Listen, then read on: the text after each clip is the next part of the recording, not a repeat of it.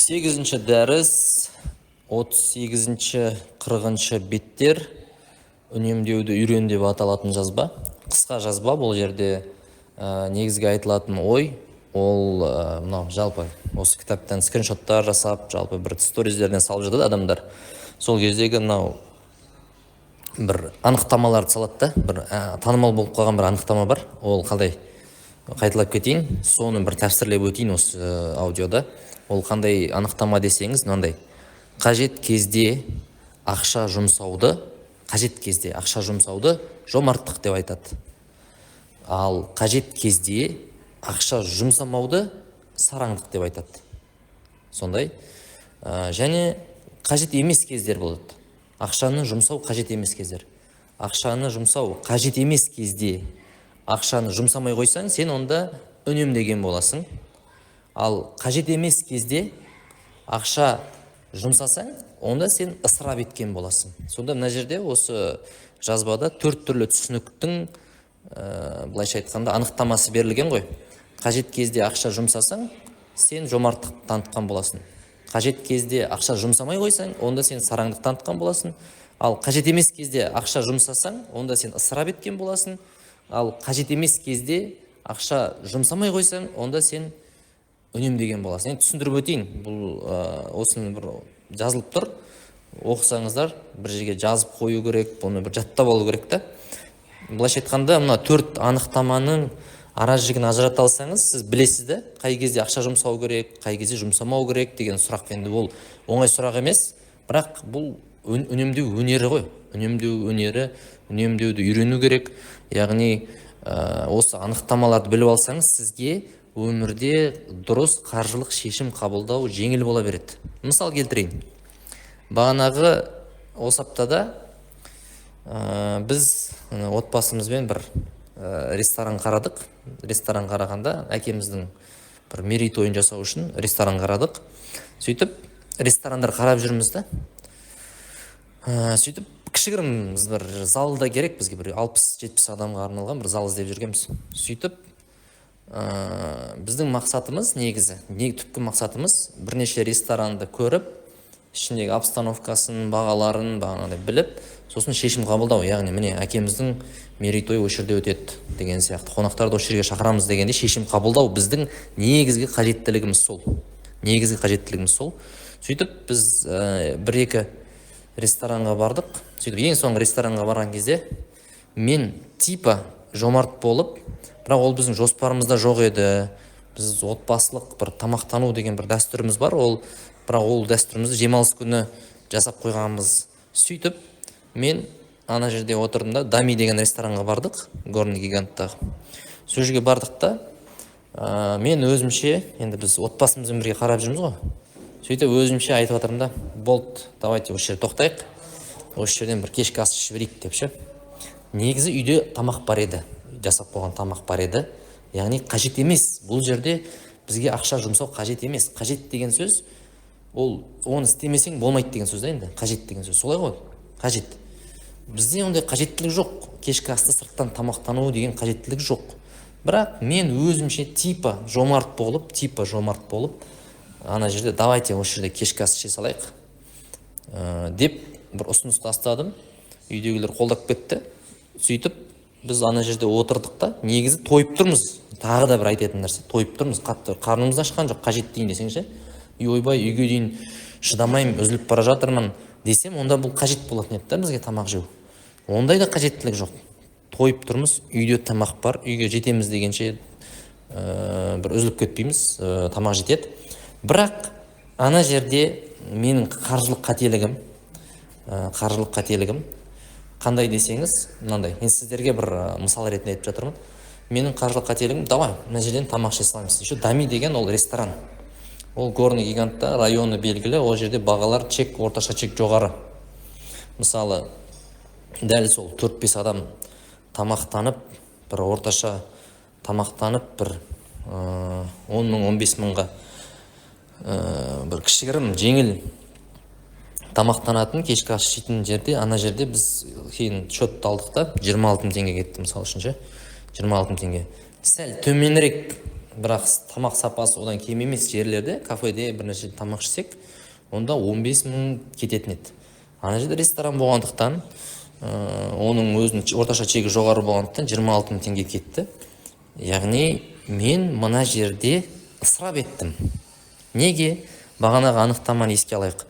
Қажет емес кезде ақша жұмсасаң, онда сен ысырап еткен боласың. Ысырап деген осы. Маған қажет емес қой. Тойып тұрмыз, үйде тамақ бар, шыдауға болады. Бұл қажет емес. Сол үшін осы менің шешімім, бағана давай тамақ іше салайық мына жерде деген, ол бір нәпсінің артынан еру, нәпсінің қалауынан артынан еру. 26 мың теңге біреу үшін ол бір айлық табысының бәлкім қанша 15% болуы мүмкін, 20% болуы мүмкін бұл ақша. Яғни сен қанша тапсаң да, теңіздің жағасына тұрсаң да суды үнемдеп дәрет ал деген сияқты, қанша миллиондар тапсаң да, бәрде сен ара жігін ажырата алуың керексің да, қажет па, қажет емес па деп сөйтіп, мынау ақшаны 10 мың теңге болсын, соның өзіне ұқыпты қарау керек та, артық 10 мың теңге үшін. Енді мен қарадым, мынау артық 26 мың теңге десем де болады да. Бұл ысырап болды менің жағдайымда. Неге? Біз ана жерде мақсатымыз тек ресторандарды көріп, броньдап кету ғой, тамақ жеу емес қой. Броньдап кетіп, үйге қайтып, кешке үйдегі тамақты жегенде бізде 26 мың теңге үнемделетін еді. Енді осы жерде үнемдеудің анықтамасы шығады. Үнемдеудің анықтамасы қандай? Қажет емес кезде ақша жұмсамау. Қажет емес кезде ақша жұмсамай қалсақ, біз 26 мың теңгені үнемдеген боламыз.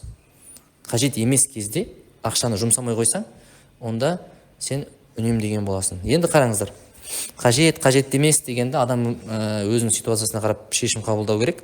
Бірақ енді мен бір анықтама ұсынып көрейін. Қалай білуге болады бұл? Жалпы қажет па, қажет емес пе екен, қалай білуге болады десеңіз, егер де сол нәрсесіз сіз өмір сүре алмасаңыз, немесе сол нәрсе сіздің ісіңіз жүрмей тұрса, немесе бір зиян шегетін болсаңыз, онда ол қажет. Мысалы, тамақ жемесең, бір басың айналып, бір талып қалатындай болса, ол қажет. Мысалы былай, сен таңертең, мысалы бүгін мен бір неге бардым, консульствоға, визаға тапсыруға. Сол жерде кезекте тұр адамдар. Адамдар кезекте тұрда, енді өте ерте бару керек болды, 7-де ма, сондай консульствоға. Сол кезде бір қыз талып қалды ана жерде. Бәлкім ол үйден шыққан кезде тамақ ішпей шыққан болуы мүмкін. Сөйтіп дәл сол ситуацияда оған бір тәтті, бір глюкоза, бір нәрсе жеу керек, кофе ішу керек пе. Бірақ, яғни оған ол жерде бағанадай ақша жұмсап, онда үйден алып келген жоқ ол тамақты. Сырттан тамақтану керек еді. Сол жерде бір кофе ма, бір нәрсе, тәтті бір нәрсе сатып алу, оның қажеті негізі. Қажеті. Яғни егер де ол сатып алмаса, ол бағанадай талып қалуы мүмкін, көзі қарауытып кетуі мүмкін, асқазан ауруы мүмкін, тағы басқа. Яғни ол қажет. Яғни қажет пен қажет емес айырмашылығын осылай білуге болады. Егер мен бұны алмасам, мен зиян шегетін болсам, егер мен бұны алмасам, бір нәрседен құр қалатын болсам, былайша айтқанда жапа шегетін болсам, онда ол қажет деген сөз. Қажет. Мысалы, сен iPhone алу сенің қажетің ба, қалауың ба деген сұраққа келетін болсақ, сен iPhone алмасаң бір зиян көресің ба? Сұрақ. Студент iPhone алмаса зиян шекпейді, бірақ ноутбугі болмаса зиян шегуі мүмкін. Мысал үшін, онда студентке iPhone-нан гөрі ноутбук алған дұрыс та. Енді, яғни қажетпен қалу, MacBook па, жоқ жай жай ноутбук па? Мен ойымша жай ноутбук. Өйткені MacBook алмаса, ол жапа шекпейді ғой, зиян көрмейді ғой. Немесе бір мобилографқа бірақ iPhone алу оған қажет. Саған мобилограф емес адамға iPhone қажет емес, мобилографқа қажет. Неге? Өйткені мобилограф iPhone-ға байланысты да оның табысы. Егер де ол машина алмаса, машина деппін ғой, iPhone алмаса мобилограф, онда ол жапа шегет, оның табыс көзі сол ғой. Яғни ол ақша табамай қалады, сөйтіп қиналады. Яғни осы қажет пен қалауды өйстіп ажыратуға болады. Қажет па, қажет емес пе деген сұрақты, егер мен бұны алмай қойсам, зиян көрем ба, көрмеймін ба деп сұрақ қою керек та. Зиян көрмесең, онда саған ол қажет емес деген сөз. Түсіндіре алдым ба? Зиян көрсең, онда қажет. Солай көру керек та. Яғни қажет емес кезде ақша жұмсамау, қажет емес кезде ақша жұмсау, біз қазір ысырап пен үнемдеудің арасын ажыраттық та. Яғни бағанағы айфон мысалына келетін болсақ, сен мобилограф емессің, қарапайым студентсің, сен айфон алам деп қаладың, бір қалау пайда болды ғой енді, 500 мың. Бірақ сен алдында білмеймін, Xiaomi ма, Samsung па, қазір қандай телефондар бар. Мысалы, ол 150 мыңға, 100 мыңға алдың дейікші. Оның өзі вопрос саған, қажет па, қажет емес па. Бірақ сен айфон алмай, анау телефонды алсаң, Xiaomi деген сияқты, онда бұл жерде сен бағана 500 мың минус 150 қанша, 350 мың үнемдеген сияқты боласың да, үнемдеген боласың. Дәл сол сияқты қажет па, қажет емес па. Сол үшін мына кітапта да мысал келтіріледі ғой, бір зат сатып алатын кезде оны бір ай ойлан дейді да. Мысалы, бір сатып алғың келді дейікші, машина сатып алғың келді, iPhone сатып алғың келді, ноутбук сатып алғың келді, Apple Watch сатып алғың келді, бір нәрсе сатып алғың келді, бірден ала салмай бір ай ойланшы дейді да. Бір айда да егер анау қалауың өшпесе, онда ойлансаң болады дейді да. Бірақ көп жағдайда анау эмоциялар өшіп қалады да, маған керек емес екен деген бір ой келеді да. Сол үшін қажет емес деген ой келеді. Керек емес, қажет емес. Бұны өте білу маңызды. Яғни қажет емес кездерді біз білеміз уже, иә. Қажет емес кез деген сөз, оны алмасаң ештеңеден айырылмайсың, ешқандай зиян көрмейсің. Вот қажет емес кез деген осы. Енді осы қажет емес кезде сен ақша жұмсамай қойсаң, болды, үнемдедің деген саналады. Бағанада мен сияқты сатып алсаң, бағана рестораннан тамақтансаң, ысырап еткен боласың да. Яғни былай сұрақ қою керек қой, мен мынаны алмасам, неден айырылам, қандай зиян шегем деп ойлау керек та. Сол кезде бәрі өз орнына тұра қалады. Енді жомарттық пен сараңдықтың айырмашылығын көрейік. Қалай осы анықтамаға қарасақ? Бұл анықтамаға салатын болсақ, қажет кезде, яғни ақша жұмсау керек. Қажет кезде сен ақша жұмсасаң, онда сен жомарттық танытқан боласың. Ал қажет кезде ақша жұмсамай қысып қалсаң, онда сараңдық танытқан боласың. Осы мына жерде бір айта кететін нәрсе, жомарттық, сараңдық деген енді бұл рухани сезімдер ғой. Бұл басқа адамдарға қатысты сезімдер. Бірақ дәл осы бөлімде, дәл осы кітапта мен жомарттық, сараңдық деген сөздерді қолданудағы мақсатым ол өзіңе қатысты. Жомарттық пен сараңдық, соны меңзегім келіп тұр. Бұл басқаларға қатыстыдан гөрі сол өзіңе қатысты жомарттық пен сараңдық. Мысалы, сен саған бүгін бір жұмысқа тұрайын деп жатсың, собеседованияға бару керек, автобус өте жай жүреді, сен оған кешікпей баруың керексің, сағат 10-да кездесу. Енді саған қазір таксимен бару қажет. Яғни сен егер қазір таксимен бармасаң, сен кешігесің, сөйтіп жұмыстан айырылып қалуың мүмкінсің, яғни зиян шегесің. Дәл осы ситуацияда саған такси шақырту керек. Енді қараңыз, сен егер сол сәтте такси шақырту керек, қажет қой, ақша жұмсау қажет осы жерде. Такси шақыртып, ақшаңды жұмсасаң, білмеймін, 2000, 3000, 4000 қандай енді пробкаға қарай. Сен бұл сәтте жомарттық танытқан боласың өзіңе қатысты. Өйткені сен қажет кезде ақша жұмсап тұрсың. Ақша жұмсайтын кезде бұл.